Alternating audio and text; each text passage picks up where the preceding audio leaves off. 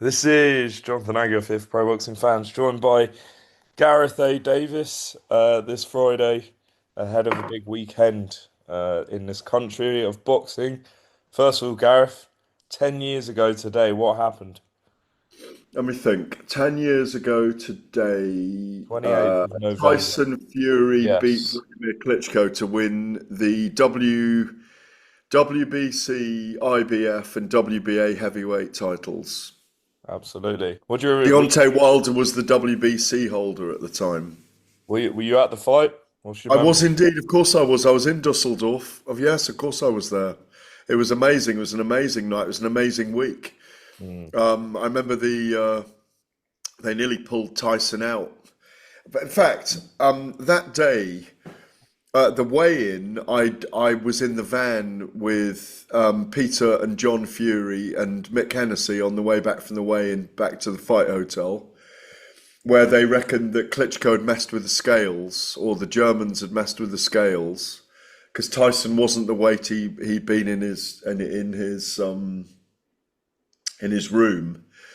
Also, that was the day that they made huge complaints about the amount of sponge in the ring because it was very, very thick and they were going to pull Tyson Fury out. And so they had to remove a certain thickness of the sponge in the ring apron, the cushioning. Yeah, it was a great occasion. I think there was also a theory that Klitschko seemed to be slightly taller than normal, and we wondered whether he was wearing a heel inside his trainers when they faced off. Um, Tyson was a big underdog, but it was a great week. John Fury regaling us, myself and Coogan, one night till about 3 in the morning of stories of the Fury family and Bartley Gorman and how they'd grown up. You know, that was the time when John revealed to me that Tyson Fury had come from 10 generations of bare knuckle fighters with boxers and fighters on both sides of the family. Yeah, it was an amazing trip. And I remember when we went back for the small post-fight gathering, um, I remember going up to my room. It wasn't late. It must have been 1, 2 in the morning. I said, you know what I mean, not late for us. Yeah. Um, and I ended up going up in the lift with Tyson Fury in Paris, and she was heavily pregnant at the time. And I said, "Are you guys not having a drink and celebrating?" And they went, "No, no, we're going to our room, and we're going to have a little prayer and go to bed. And we're driving home in the morning because Paris can't fly because she's so pregnant. And they were about to leave early in the morning to drive home. Look how far. Look at the amazing journey in a decade. From there, the ups, the downs, the fame, the money, the riches, the transformation in Tyson Fury and Paris. I think that was their fourth child or third child. They've got seven now, have they? I think it's seven. So no, it's an extraordinary journey and what an amazing journey. Great, thank you for pointing that out. That 10 amazing years. I mean, I'd been around Tyson Fury for about 7 or 8 years by then. In the lead up to that, I'd even been up to stay with them in where they were living in some caravans, training in a field in Lancashire, at a farm and living in caravans. And I'd sat in a one berth caravan with Tyson interviewing him, driving John around to get gas canisters from an industrial estate for the caravan, throwing them in the back of my old Mercedes. No, it was great memories, great Yeah. memories. And the night against Klitschko, he just nullified his jab, and Klitschko couldn't throw the right hand off his jab. Tyson took his jab away, and Klitschko was very formatted with jab, jab, and then the right hand. He was very cautious with his right hand at the time. Um, and it was something that Manny Stewart always used to scream at him, go for the kill now, go for the kill. Um, and a very close fight, but won convincingly by Tyson Fury. Wasn't the most exciting fight, but you know when you're sitting ringside and the underdog's doing a number and he's very engaging. It was an amazing night to be at. Klitschko was crestfallen afterwards at the press conference, and we all thought there'd be a rematch, which of course there never was. Klitschko went on to fight Anthony Joshua 2 years later at Wembley Stadium in a blockbuster as well. So, wow, well done for bringing that up. Yeah, one of the great away performances we've One of probably the ever great seen. away performances, no question. Yeah. Lloyd Hannigan, Donald Curry, Cal Brooks, Sean Porter. Sean Porter, the man that beat Alexander Usyk at middleweight in the amateurs. You Yeah. knew that, didn't you? Yeah. Yeah. So yeah, but I'm trying to think of some other brilliant away performances right now. Fury Wilder in the Fury against Wilder, yeah, on all three occasions, frankly. yeah. Yeah, great memories. And you were still in school. Yeah, something like that. Gareth, you were just in Miami for the bare knuckle event with Lucas Brown, and you stopped by the press conference. I heard you ask a question to Joshua. Yeah, what was the press conference like to be Yeah, at? it was good. BKB bare knuckle boxing was great. Lucas Brown failing in his attempts to beat Gustavo Trujillo and win the BKB heavyweight title. Gustavo Trujillo is a wrecking ball, by the way. When am I getting you along to one of those? Maybe the next one. Maybe the next one. Cardiff next week. Possibly. Okay. Possibly. Um, yeah, I think you'd like it. It's very thrilling. Gustavo Trujillo's 8 wins, 8 knockouts now in bare knuckle. Great character, great Cuban character.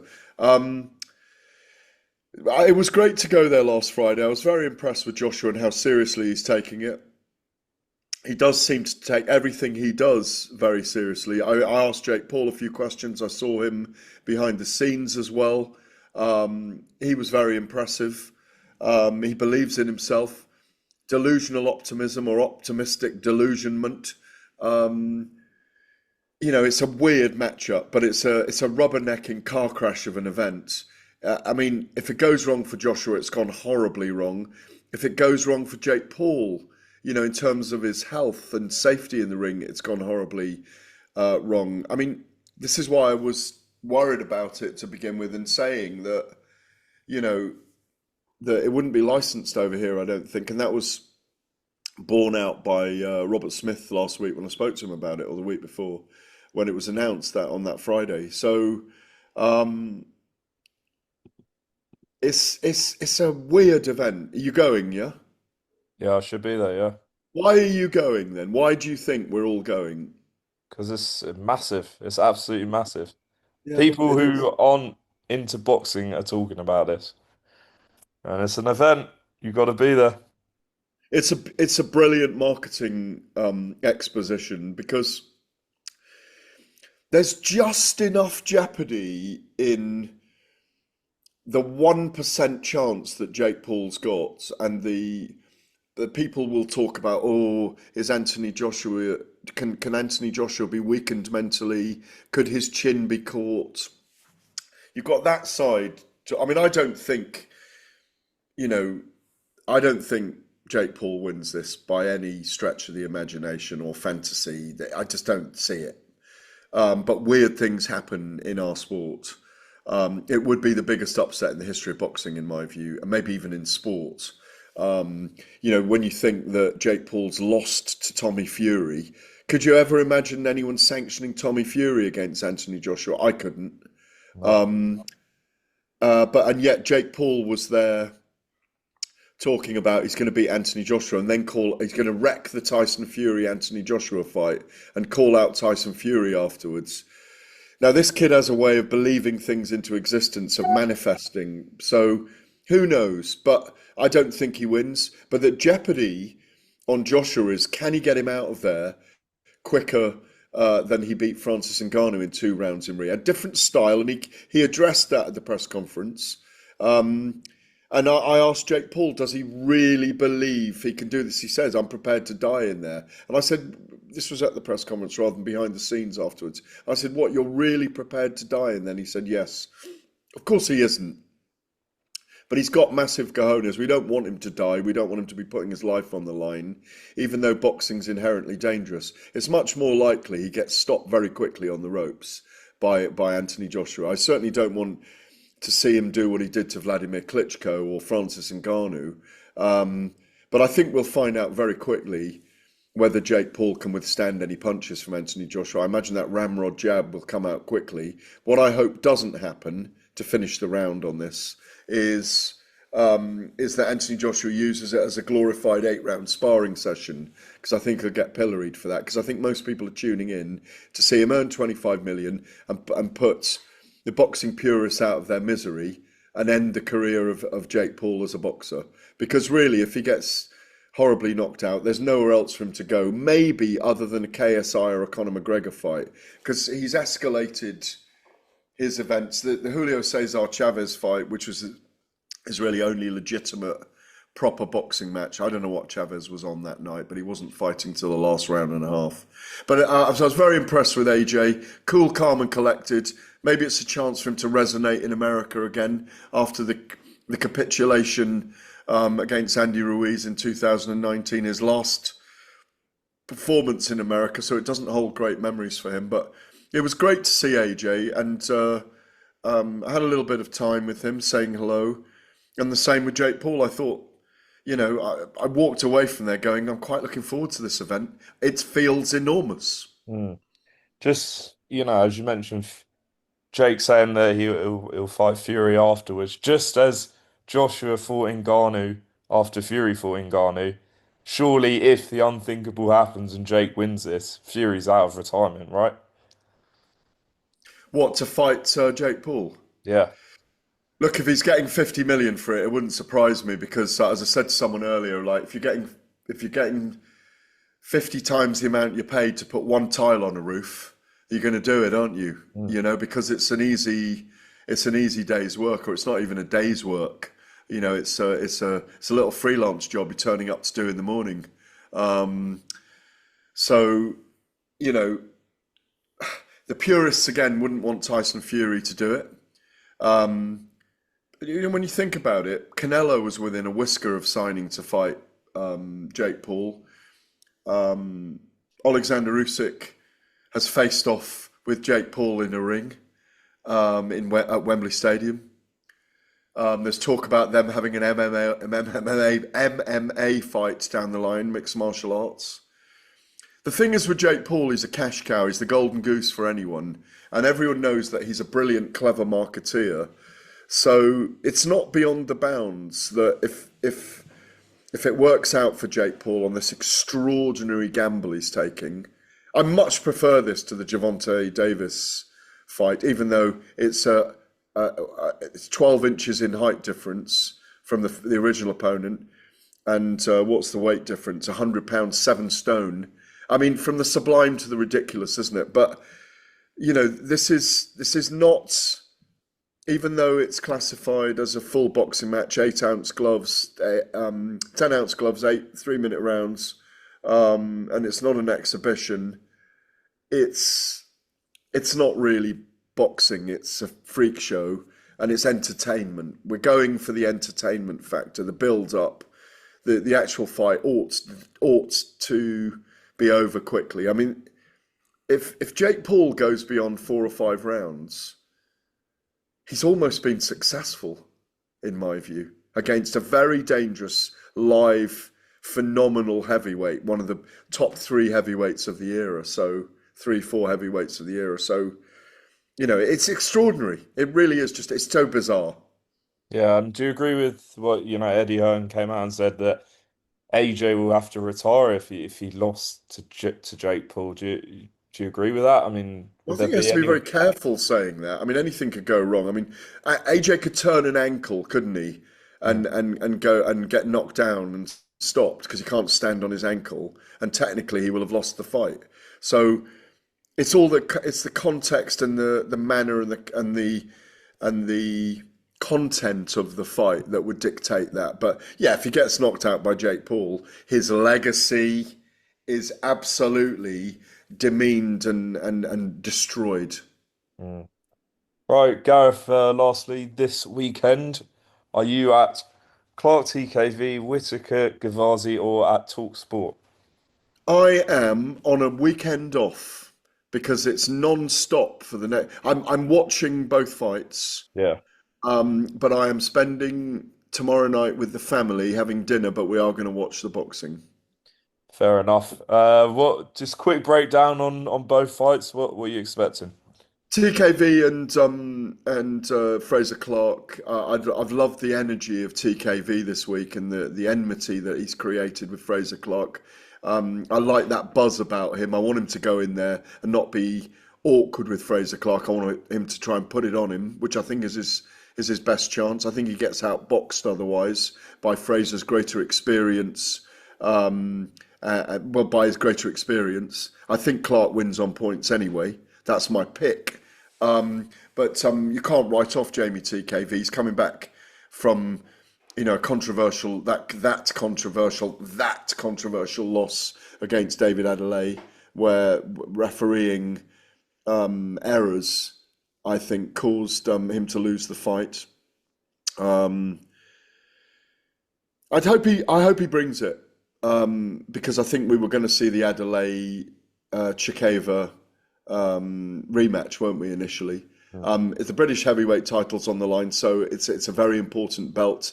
Return to boxing, mainstream professional boxing for the BBC for the first time in 20 years, after the disastrous Audley Harrison £1 million acquisition, where he was able to choose his own opponents. And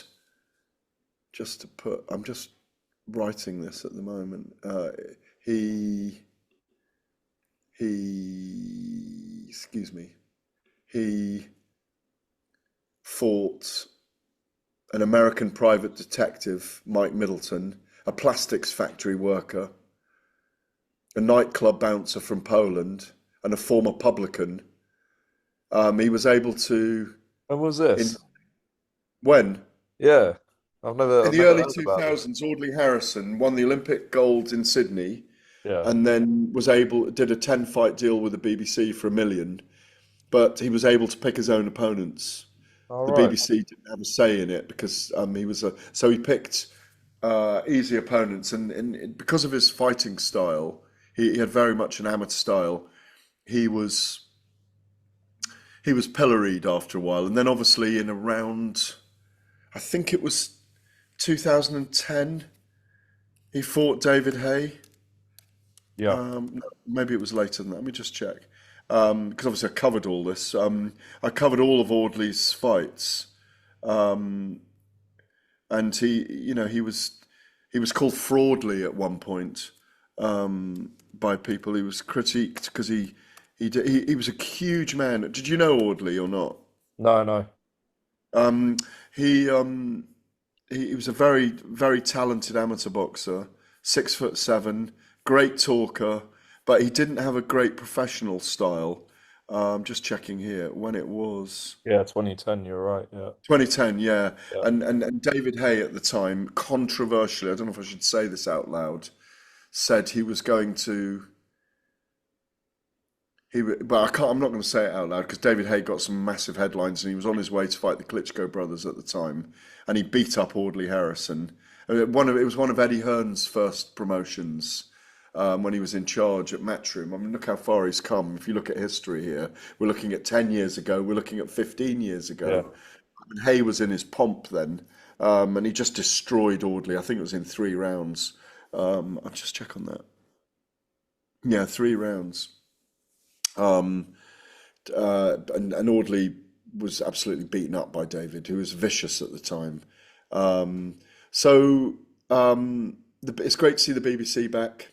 Um, Fran Hennessy's on the card. I think she'll be a big hit. I'm just typing out some quotes from Ben Shalom about how big he believes it can be with the BBC. Good luck to him. I think it's a great thing to have signed. Um, so yeah, it's great news. It really is great news. I mean, I'd love to see Sky back in the game as well because they've got a great broadcast team. It's a brilliant platform, and I miss them around the place, if I'm honest. So I hope to see them back again soon as well. Did you ask me about Ben Whittaker as Yeah. well, or? Yeah. Yeah, Ben Whittaker, Ben Gavazi. He's obviously been picked.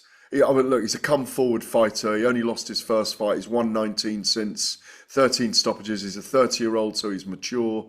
Not really fought outside Germany, but I don't know an awful lot about him. I've had a quick look online. And I expect Ben to show all the razzmatazz and all the skills that he's got, step in on his punches, showboats and do the things that he does to irritate and annoy and delight the whole spectrum of his lovers and his haters and his trolls and his supporters. It's a big moment for him. Eddie Hearn will be blowing the trumpet. Frank Smith will be following up with the horse and cart. There'll be loads of fanfare for him. It's his debut on DAZN, his debut with Matchroom, weirdly on a night where he could have been fighting on the BBC, which would have been good for him as well. But yeah, I think he stops Gavazi middle to 6, 7 rounds, have a little run out. And I think he'll be brilliant on the night. There's some great light heavyweights for him to face in the next year, 2 years. From your Louis Edmondsons to your Ezra Taylors to Callum Simpson if he comes up, to Lyndon Arthur, Craig Richards, Dan Aziz, working his way through the division if he can. Probably ready for a world title fight in a couple of years' time if he continues to progress. Hmm. Cool, Gareth. I'll leave you to get on with your piece in the Telegraph. Sounds pretty interesting with that Harrison stuff. I didn't know about that at all. So, Yeah, yeah. that's why I'm telling the story because I covered all those fights at the time, and the BBC shied away from, obviously, you know, shied away from professional boxing after that. They've shown the Olympics, they've shown amateur tournaments, Commonwealth Games, things like that with boxing. But yeah, they were once bitten, twice shy over it. Even though there's a great tapestried history of the BBC showing boxing back through Bruno, Frank Bruno, Henry Cooper, when Cooper fought Ali, that was shown. So yeah, I think there's always been a degree of suspicion about promoters and the way boxing is hype and promotion, but it's only as commercial as all the other sports they show, or almost all the other sports they show, and football is a staple thing for them. So, and football is the most commercial sport in the world, so that's the way professional sport is. But I do think it's great that boxing's back on the BBC. Absolutely, Gareth. Appreciate your time. Great Be to do out. Clapback Friday with you.